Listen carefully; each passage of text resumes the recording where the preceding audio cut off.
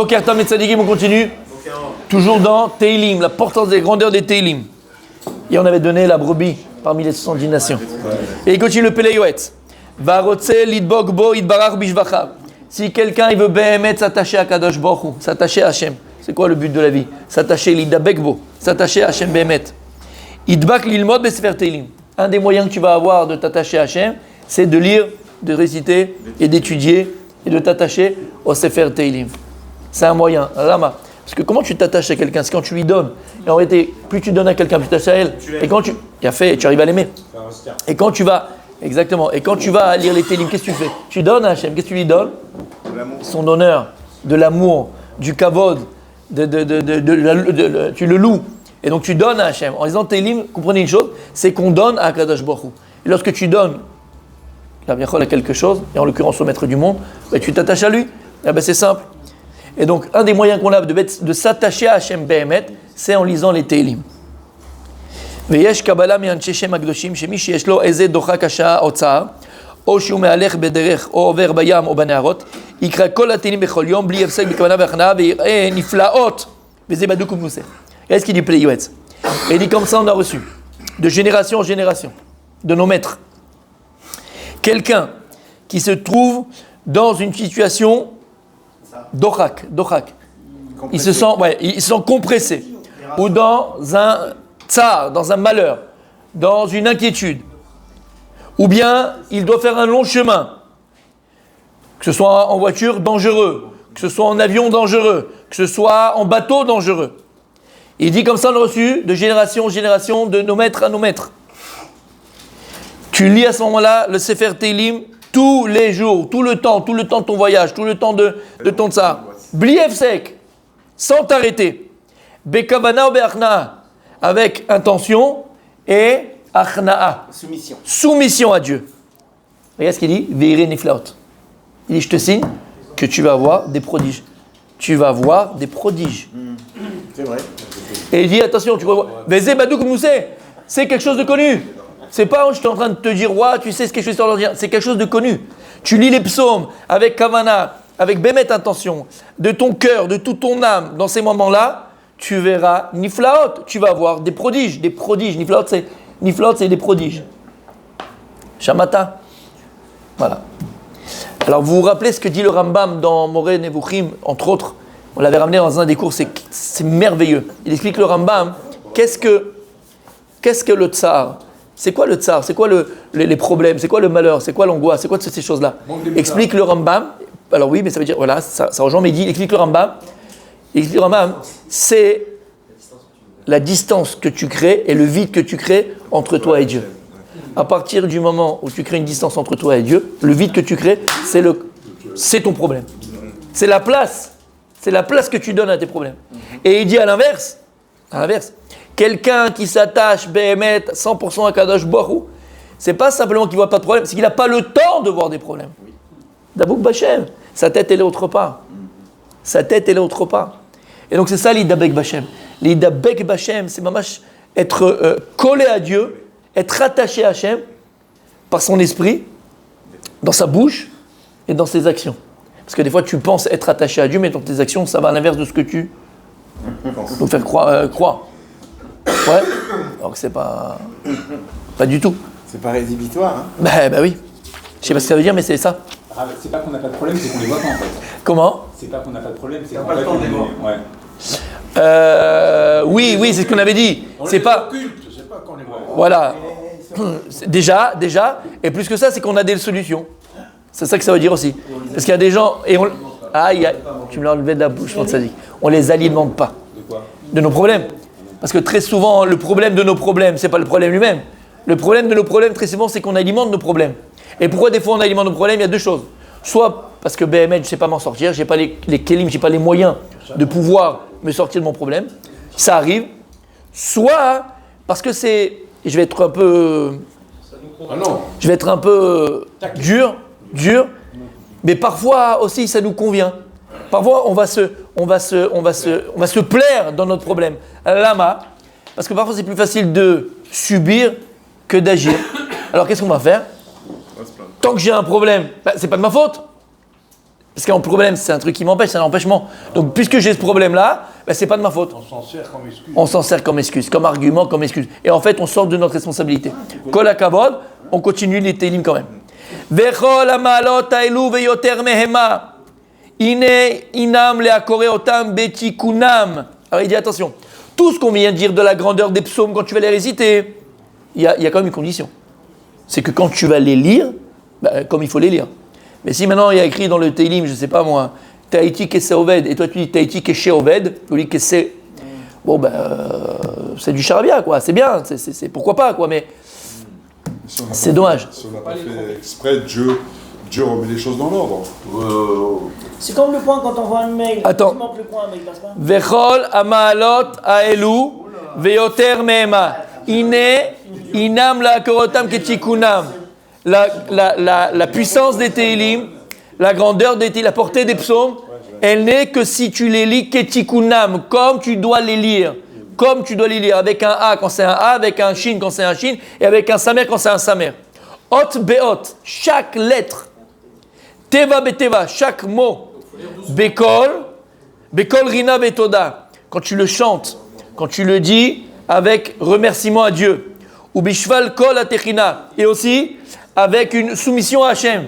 Savoir que tu supplies Hachem.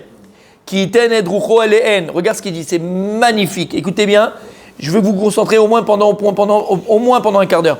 Écoutez, Ki ten et rucho eleen. Quand tu vas faire ça, tu vas donner ton esprit à elle. À qui à elle? Aux lettres, aux mots, aux phrases et aux chapitres. Je vais expliquer. Ve'avin mashiu motzi bisfatav. Et tu vas comprendre ce que tu dis. Si tu récites comme un brel, d'accord? La vérité va jouer, faire un tennis, quoi. Va faire un tennis. C'est pourquoi ta BA, pour faire... Non, mais on va dire les choses comme ça. Tu fais ta BA, mon tzaddik, tu fais ta bonne action. Tu t'es dit, c'est pas ça, c'est quoi? Ne fais pas 20 dans la journée, fais-en 2, fais-en 1, mais tu le dis mot par mot, tu comprends ce que tu dis et tu fais mes kavanas. C'est mieux que 25 que tu vas dire comme ça, et j'ai fait 25. On peut le dire en français alors. Aussi. Mais le mieux c'est en lâchant un kodesh parce que ça a une portée. Alors là, maintenant je me permets, écoutez ce qu'il dit. C'est bizarre ce qu'il dit. Qui ten et rucho aleen. Il va donner son rouar, son esprit. Rouar c'est esprit. Rouar eleen. Pourquoi il dit pas veloten et goufo, nishmato? Pourquoi il parle de rucho? Veloten, rucho aleen. Il va donner son esprit dans les psaumes, dans ce qu'il dit. Même le nefesh, c'est l'énergie, Rabbi Michael. Le roi, c'est l'énergie. L'Neshama, c'est l'énergie. Toute énergie. Chayachida, c'est l'énergie. Pourquoi Rucho? C'est quoi les liens de Rucho? Et d'abord, disons, d'accord? Que ce soit Rucho, ce que tu veux. Son esprit, de manière générale. Oh, il a fait Rabbi Moshe. Ben, Rabbi Moshe, Blainara. On avait dit que l'homme, il est fait de trois. Alors, il y a 5 énergies divines. Il y a 5 énergies. On a vu dans la Gemara hier, Chashmal, Chayot, Esh, Memalelot. Écoutez bien. Et tu parles d'énergie, c'est l'électricité, l'énergie. Il y a fait, on y retrouve, hein, on se retrouve. C'est marrant. En tout cas, qu'est-ce que je disais? Oui, l'homme est fait de 3 niveaux. Un niveau énergétique, niveau spirituel énergétique, qui donne la vie au corps. Nefesh, Ruach, Neshama, il y a les 2 autres, Chaya et Chida. Chaya et Chida, Chaya c'est pour les tzadikim, Yechida c'est pour le Mashiach. En tout cas, on dit que Yechida, l'âme du Mashiach Yechida, elle est au Gan Eden, comme ça dit le Zohar. Et quand il devra se dévoiler, à ce moment-là, Kadosh Hu, il lui fera descendre cette Neshama qui est déjà préparée depuis Maaseh Bereshit, où on voit ça. Les Ruach Elohim et Rachefet apnei hamaim. Et le Zohar, ils disent quoi? Les Ruach Elohim, l'esprit divin plané sur les eaux, donc Maaseh Bereshit. Le Zohar, il dit Ze Neshama shel Mashiach. Tu te rappelles? Ok. Alors, c'est quoi Nefesh, Ruach, Neshama? Nefesh, c'est le corps. Le corps dans le sens où tout ce qui est le corps, psychisme de l'homme, toutes ces choses-là. Nefesh, même les animaux, même les animaux, ils ont un Nefesh. C'est la première énergie spirituelle que Dieu va octroyer à une création pour qu'ils puissent exister, vivre. Les animaux, ils ont aussi un Nefesh. Alors, pas un Nefesh comme les hommes, ils ont un Nefesh Bémi. Le Nefesh, c'est le corps. Quand tu vas dans la douche, quand tu vas manger, quand tu vas avec ta femme, comme ça, d'abord, c'est le Nefesh. Tout ça, c'est le Nefesh. Qui fait bouger ton corps, le psychisme, le corps au niveau de ce que tu es, c'est le Nefesh. C'est le plus bas niveau. Ensuite, on a Ruach. C'est quoi Ruach? La parole, le vent. C'est Kenegeda Dibour. Alors, comment tu parles? C'est la vibration de l'air, c'est un Ruach. Quand on parle, c'est la vibration d'air. Donc, Ruach, c'est quoi? C'est le Dibour. Ruach même aléla. Lorsqu'Akadosh Hu il a créé Adam Arishon, il dit le Tirgoum, Ruach même aléla. Quand il a fait parler, il a mis le souffle divin. Ruach, un Dibour, un vent, un souffle de parole. D'accord? Ça, c'est Ruach. Et après, on a Neshama, c'est Keneged Marshava, la pensée. Lama, la Neshama, elle est au-dessus de la tête, la faire rentrer à l'intérieur du corps. Et la Neshama, elle est Chelek Elokimimal, elle est infinie. La Marshava de l'homme, la pensée, elle est aussi infinie. La preuve, c'est ce qu'on fait tous les matins. Tu es là physiquement, d'accord? Mais en fait, ton esprit, il est au travail, il est parti, il est machin. Donc ta tête, elle n'est pas là. Tu peux te déplacer par ton esprit, d'accord? Ça s'appelle la télépathie, ça s'appelle tout ce que tu veux. Oui, monsieur Lévy, tout à fait. Ça s'appelle lévitation, d'accord? Toutes ces choses-là, ça c'est l'esprit. Donc en vérité, pourquoi il dit Rucho, Aléen, Rabbi Michael? Rucho, c'est Davka le Dibour. Et on te demande, qu'est-ce qu'il t'a dit? De les prononcer chaque lettre, chaque mot, chaque phrase, chaque chapitre. Tu dois mettre Rucho, Aléen. Tu dois mettre cet esprit, Ruach Melalea, Aléen. Cette énergie divine, Aléen. Maintenant, ça vous rappelle quoi? Vous vous rappelez ce qu'on avait dit? Il dit le Baal Shem Tov. C'est qu'il faut avoir un sidour comme il faut. D'accord? Il dit le Baal Shem Tov. Je fais une petite parenthèse. Qu'on parle de sidour. Je ne sais pas si vous avez remarqué, mais les Gdolé Israël, et pas que, beaucoup ont l'habitude comme ça, d'accord, de prier toujours dans le même sidour. Toujours. Et tu vois, c'est un srout, parce que quand le grand-père ou la grand-père ou le Rav il est niftar, on va prendre le sidour du Rav. Je dis bon, c'est symbolique. Non, c'est symbolique. Ouais, c'est toutes ces choses-là. Là, pourquoi c'est important de prier toujours dans le même sidour? Qu'est-ce qu'il y a? Il y a quelque chose qui se fait de prier dans le même sidour, dans le même. C'est important. Tous les tashmishim, par exemple, même le talit de Rav Kanevski. D'accord, disons. Ouais, oui, mais ça, le talit, il l'a porté dans la tfila. Il y a une doucha. Je parle pourquoi lui, il a été makpid de prier toujours dans le même sidour, ou le même livre de psaume. Lama. Parce qu'il y a un roi. Bien fait. Déjà, techniquement, tu as un repère. D'accord? Je vais vous dire plus que ça. Quelqu'un, par exemple, voilà, c'est du vécu. Quelqu'un qui a l'habitude d'étudier la Gemara, qui finit le chasse, tout ça, d'accord? Une fois qu'il a étudié, il peut plus, il a du mal. Je vous assure que quand tu as tes Gemarot à toi, tu as du mal à aller, même c'est la même Gemara, c'est le même, comment on appelle ça? Le même. Mise en page. Oui, c'est la même. Juste c'est pas la tienne. La même édition, je cherchais le mot. C'est pas pareil. Tu as besoin d'aller chercher la tienne parce que tu as. Oui, mais d'accord, c'est le même texte, la même édition. T'as rien noté. Comment c'est possible? La pliure de la page. Comment? La pliure de la page. Écoutez bien. Ce que je vous dis, ce que je vous dis, Rabbi Michael, ce que je vous dis, c'est pas non, anodin et puis quelque chose d'abstrait. C'est objectif. Même si ça paraît subjectif. Mais c'est objectif. C'est que lorsque tu vas prendre ton sidour et tu vas faire ce travail-là, bien sûr, pas tu récites comme un idiot et tu comprends ce que tu dis, mais tu fais un travail personnel de prononcer chaque lettre, avec chaque voyelle, avec chaque mot, avec chaque phrase, à chaque fois, tous les jours, dans le même sidour. Qu'est-ce que tu fais? Il dit le Baal Shem Tov. Il dit le Baal Shem Tov. Le travail d'un juif dans cette fila, que ce soit les Teilim, les psaumes, ou même dans la prière, d'accord, que tu fais. Comment est-ce qu'une prière, elle peut être écoutée? Comment une prière, elle peut... les achayot et taotiot. Tu dois donner vie, je l'avais dit. Il faut faire danser les lettres. Voilà, il faut que tu donnes vie aux lettres. Tu dois donner vie aux lettres. Alors, quelqu'un qui n'est pas initié, pas comme nous, Baruch Hashem ici, mais les gens qui ne sont pas initiés, c'est très subjectif, c'est quoi, c'est faire vivre les lettres, donner vie aux lettres. Faire danser. Vous vous rappelez ce qu'on avait dit ou pas par rapport au Sefer Torah? Pourquoi est-ce que lorsqu'il y a un défunt, on a l'habitude de faire un Sefer Torah, l'Ilun Nishmat, Lama? On avait expliqué que le Sefer Torah, il a la posture physique et spirituelle de l'homme. De l'homme. Lorsque tu vas écrire un Sefer Torah, tu vas donner vie à l'âme de la personne dans ce monde. Pas là-bas badaï, mais dans ce monde, Lama. On avait expliqué que les lettres de la Torah, les lettres, c'est le gouffre, c'est le nefesh. Les lettres, c'est le corps. Le lettre, c'est le corps, c'est la corpulence. Les lettres noires. Les lettres noires, c'est le corps.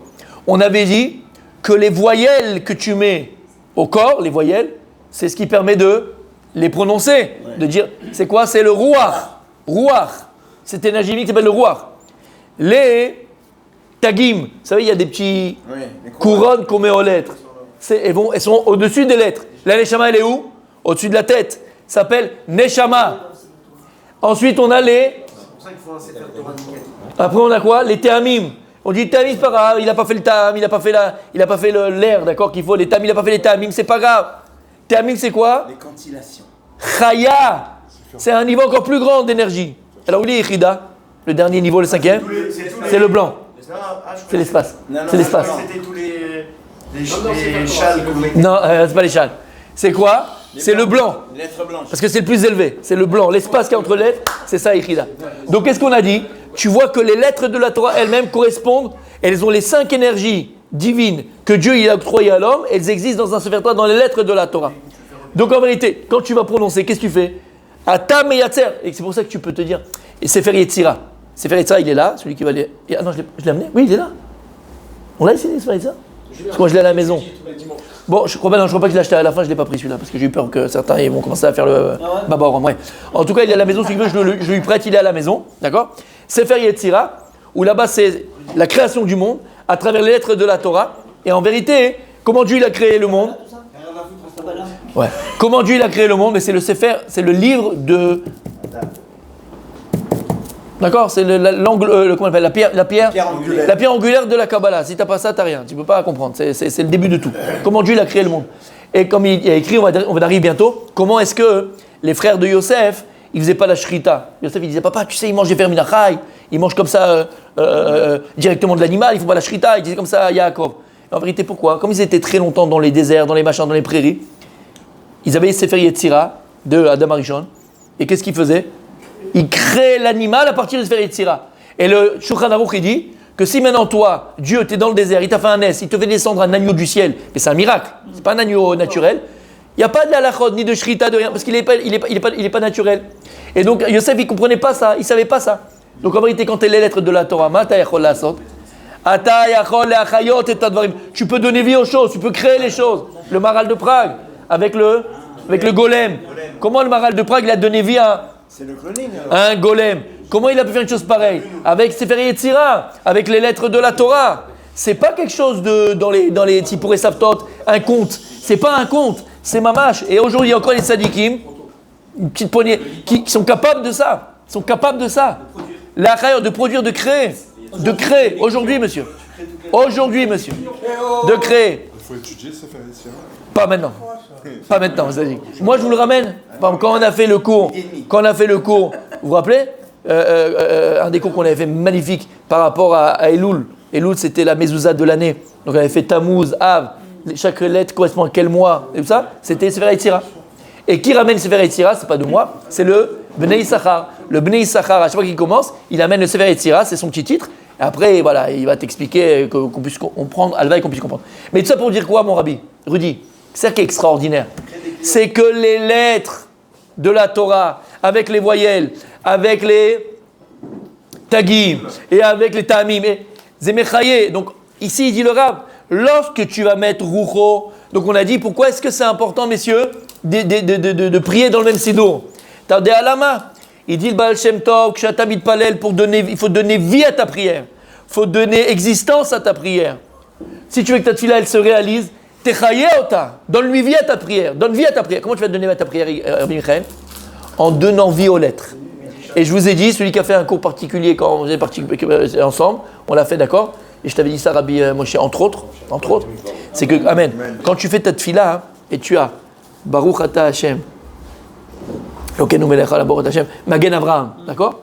Tu dois penser, Baruch, tu vois le bet, avec le kamatz en dessous.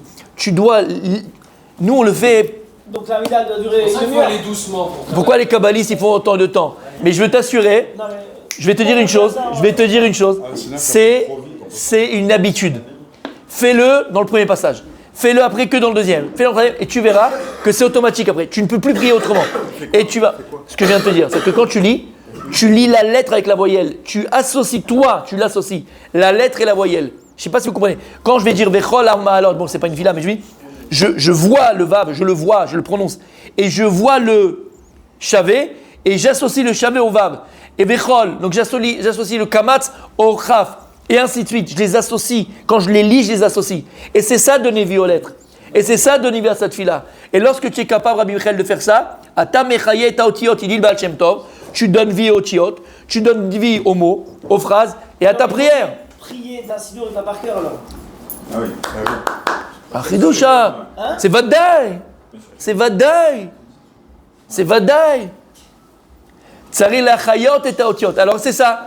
Quand tu vas faire Teilim, tu dois faire ces mêmes choses, ces mêmes travail. Quand tu lis les Teilim, Shir la Ma'alot, c'est pas tu vas dire et je vous dis, tout le monde est capable de le faire. Tout le monde est capable d'y arriver. C'est un entraînement. C'est un entraînement. De quoi le faire rapide? Quand on ouvre le Echad, ça va très vite. Mais c'est un entraînement. Mais pas demain. Je ne veux pas parler, mais c'est un entraînement. Et ça marche. Après, tu le fais tout le temps. C'est que tu ne lis que comme ça. Tu comprends ce que je veux dire? Mais tu ne peux pas y aller d'un coup. Tu fais. Si, j'ai très bien compris ce que je veux dire. Mais je pense qu'il n'a pas compris ce que je voulais lui dire. J'espère qu'il a compris ce que moi je voulais lui dire. D'accord? C'est pour ça, mon tzaddik. Je te dis, au début, tu vas faire sur une phrase. Après, tu rajoutes une deuxième. Et après, une troisième. Et tu verras que. Tu verras après. Comment? Petit à petit, ça vient. De quoi? Oui, bien sûr. Non, ça marche. Bien sûr que ça marche. Et c'est ça qui dit, la tête roucho, tu vas mettre ton rouach, c'est quoi rouach memalela? Akadosh lui a donné la vie à l'homme, il a fait. Comment il a fait pour donner? Rouach memalela. Il a mis un rouach, il a mis un esprit, il a insufflé. Tu dois insuffler dans ta prière, insuffler dans ta prière pour que la prière que tu dis, elle est Vivant. un sens, une existence. Et comme on dit, c'est quoi? C'est un kiyum. Kiyum, qui veut dire exister, c'est un genre de mekayem. Pour que la chose elle puisse exister. Tu vas donner vie à ta prière et tu vas faire toi en sorte que ta prière, elle se réalise. Elle se réalise. Bevada, comme il a dit. Donner un petit tuyau. Oui, vas-y Mario. Commencer avec Acharya. Achète ça. Ouais, c'est vrai. Ou Modani, le matin. Avec Acharya. On continue demain, Metzadikim. On le fait plusieurs fois.